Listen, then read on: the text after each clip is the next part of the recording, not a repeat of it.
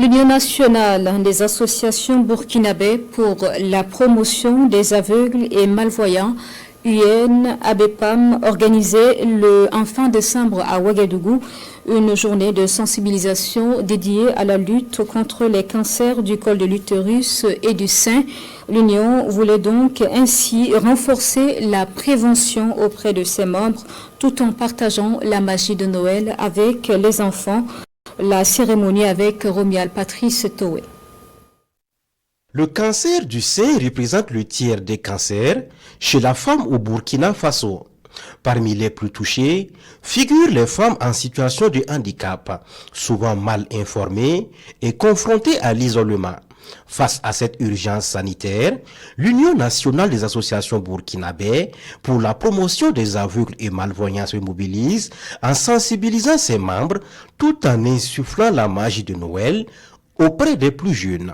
On a invité nos membres pour une sensibilisation sur la santé sexuelle et reproductive, et le col d'utérus et le cancer de sein.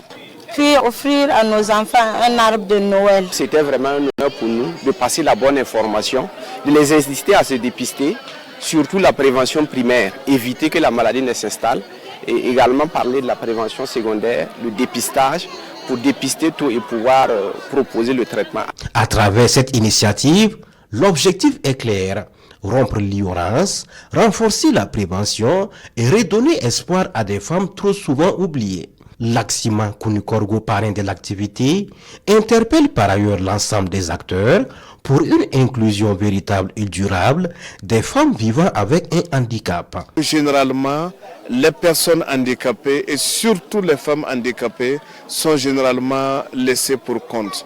Dans ce qui se fait dans la société, généralement elles ne sont pas prises en compte.